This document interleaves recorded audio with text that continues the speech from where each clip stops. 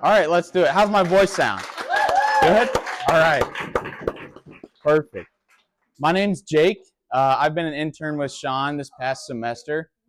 We've been working together to put together this event, so we cannot thank you enough, guys, for coming out tonight. It is super cool. I've enjoyed my time here. It's been great, and I will be sure throughout the summer and next fall to keep coming and see you guys and all that good stuff. So thank you guys again for coming tonight. I'll get out of your way. And without further ado, President and CEO, Rick Barnhill. Thank you. Thank you, Jake. First of all, it's been a long time coming, and we're finally here, right?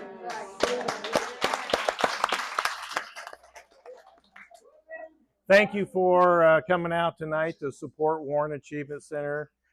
You don't know how much that means to all of us, our employees, the achievers, and we're so blessed being in this community that we all live in. First off, when we talk about this facility, we have to recognize the VFW. Way back in 22, they ran into some difficult times, and they put the facility up for bid. And so Sean, being Sean, brought it to my attention, and we came over and checked it out, and sure enough, they were going to have to sell it, and we were fortunate enough to put a bid in, and they accepted our bid because they believe in our mission, and that was one of the strong points, and so we were blessed to get the building.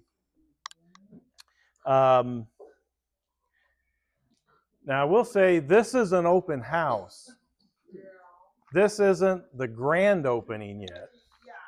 This is just the open house. We wanted our community and our achievers, employees, to come in here and see the progress that we've done so far.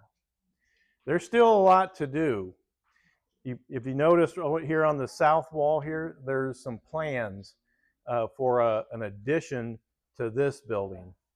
That's a 4,400 square foot a building addition that will be a programs site for our lowest functioning individuals. And so we still have a lot to do. This building here has come a long ways. If you recall the VFW, if you've been in here for the different events they've had over the years, we've remade this building quite a bit. We have also deliberately kept an open profile through here, and that's so we have areas for programs, different events, for dining. We have the kitchen. We remodeled the kitchen a little bit, but primarily left it as it was because it is such a nice kitchen. So we've done a lot, but there's still a lot to do before we can open these doors. We still have to put in some slide doors in the front, a little vestibule area, and then another slide door that we have to add. One thing I learned about this whole process is there's going to be a lot of delays, and you're going to have a lot of contractor delays. And when you think, like, you decide, okay, we're ready for the sprinkler system to be put in the building. So you make the phone call, you get your bids. It took almost a year after that to get them installed. So it really slowed down the process. So, we had people asking, when are you going to get in the building? That's hard to say when because of things like that. But since I just brought that up, the goal right now is to for DT 1, 2, and 3 programs would be in here around October 1st, somewhere in there. What'd I say? 234, excuse me. DT 2, 3, and 4 will be in here around October 1st. That's the goal. That could change, and that's because of the delays and different things that I just mentioned. So that's where we are. I do have to give a few thanks to a few individuals here. I made my list here. Well, first off, I want to thank the WAC Board of Directors because they have believed in our vision for a new building since 2013.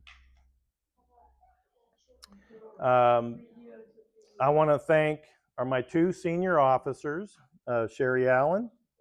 She's our Chief Operations Officer. And Linda Baker, who's our Chief Financial Officer. And she can't be here right now. She had some, she's on another board, so she had to go to that board. I want to thank Marketing Coordinator Sean Cavanaugh, intern Jake McGarry. They put this event together, and I was telling Jake's father a few minutes ago that Jake presented to me a couple of months ago about having an open house, and so he did a fine job of planning this, trying to figure out this is what we'll do, this is the agenda we'll follow, and so forth. So thank you, Jake, for that. Also,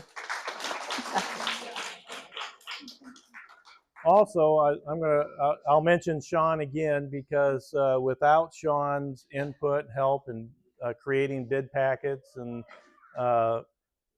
you know, he might be a little shy if you haven't known Sean. You know, talking to various people around town and such. He's a big part of why we have this building. So we need to be, we are thankful to Sean for that. Also, I want to thank Sue Blackman, Carrie Novak, and Amy Hume.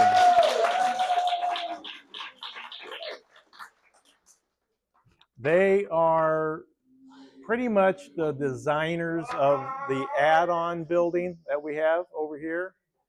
They designed that building and helped me figure out exactly what we needed in that building. So thank you, you three.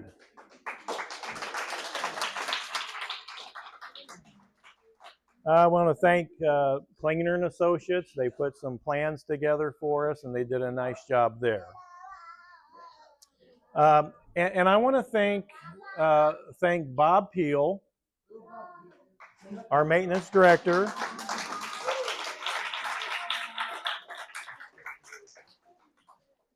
His staff, Ramon, Cody, Carl, Eric, Josh, Linda, and Becky, because everything you see in here, they have either built it or remodeled it.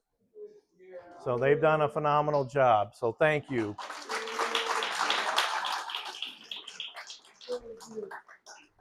And I'll get out of here real fast. Lastly, I want to recognize all of our funders. The Toomey Foundation, the Community Health Foundation, ACE and SAE Foundation, our banks, Midwest Bank, Security Savings, and then all of the individual donors. You know, without you, we wouldn't have done this.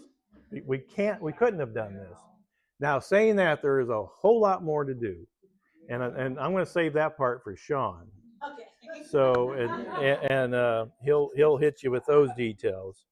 But thank you for being here tonight. Thank you for supporting Warren Achievement Center. God bless you all.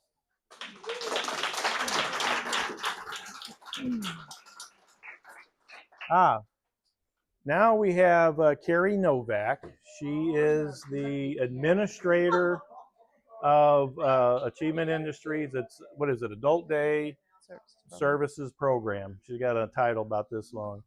So I want to turn it over to her, and then she'll have a few words and maybe give us her vision. Yep. Thank you. Yeah.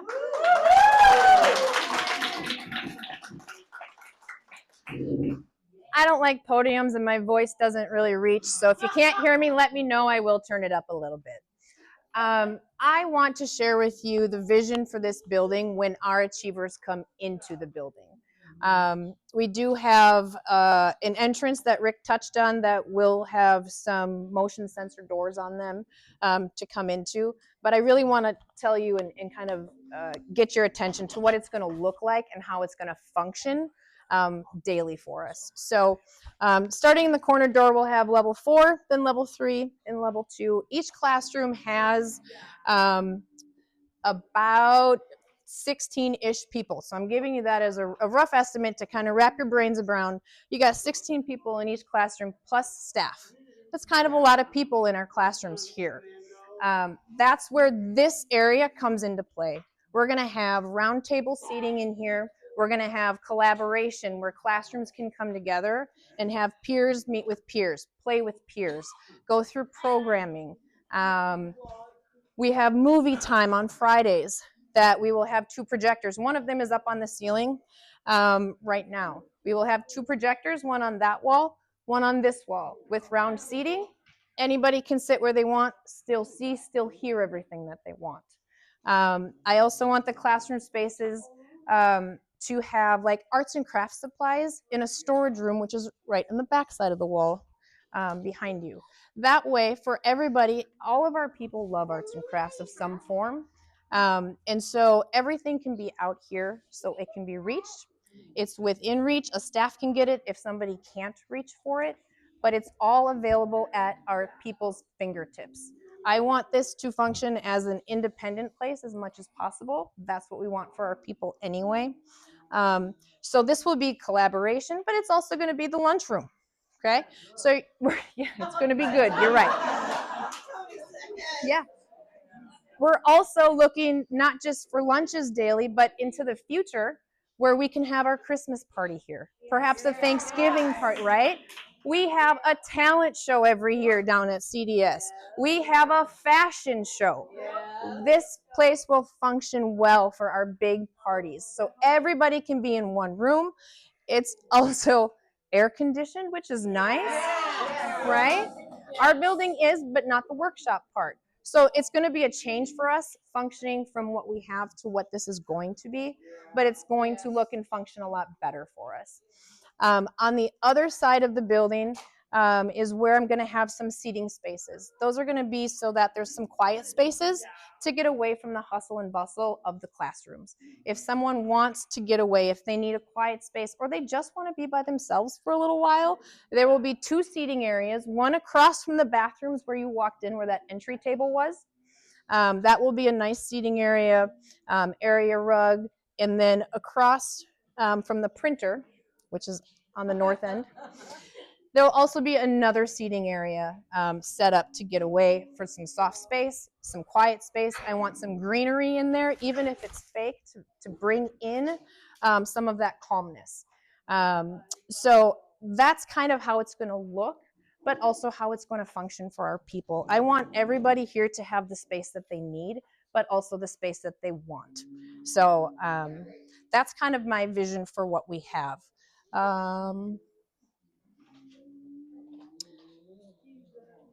Yeah, that's what I got.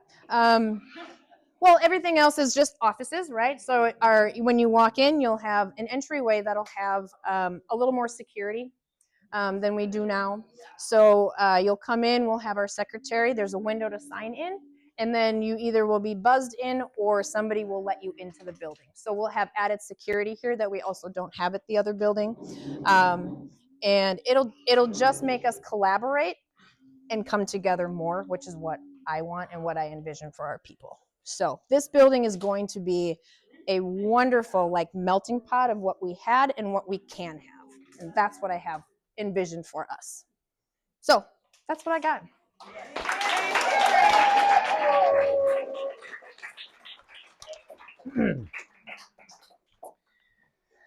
My name's Sean Cavanaugh, Marketing Coordinator at Warren Achievement Center. And many of you, as you walked in, I had stated that the speeches weren't going to last longer than 15 minutes. David Reed Clark, my attorney, he should know, and he will let you know that I was not under oath when I said that. So running a little long, but that's fine. A lot of good things to say.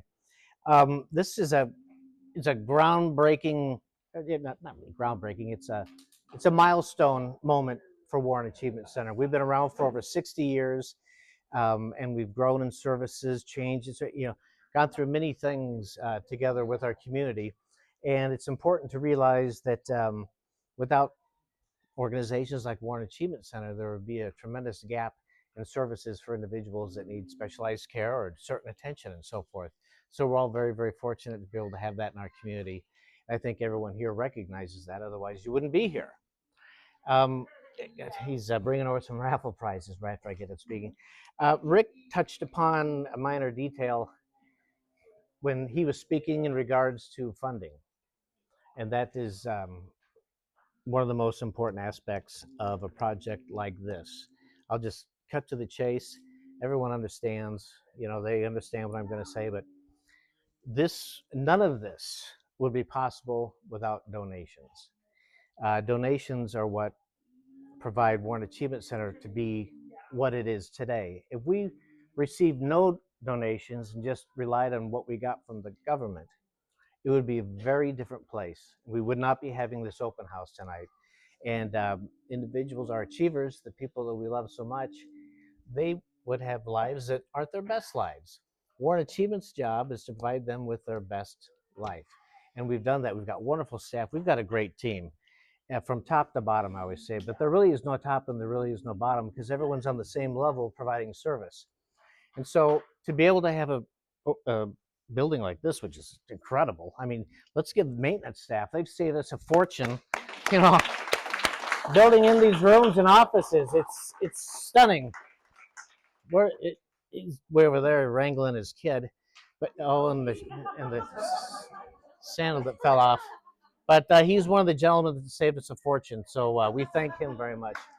So in moving forward, don't be shocked and don't feel disrespected or something if someone approaches you for a donation. Because as you see the floor plan on the wall, which I hope everyone takes time to look at and ask questions of Rick or whomever, that isn't free. We've got to pay for that, and we've got to have it. In order for us to provide the best possible service, and that's what we want to do and we are going to do, but it does take money. And we're hopeful, even if you give $1, it all adds up. If you want to give more than that, that would be fantastic. I would encourage that, actually. But so expect at some point to be asked. It's my job, and don't take it personally. I'm not asking you for my ego or something. I'm asking for the individuals that we serve. They're wonderful people, and they do a lot to provide for our community, and we should all be very proud of them. And they're great people. They're family. And so let's everyone help take care of our giant family.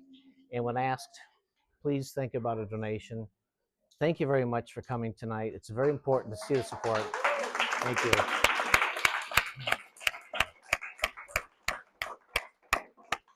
Now that'll be $1,000 for everybody. No, but so now that the speaking is done, why don't we get your raffle tickets?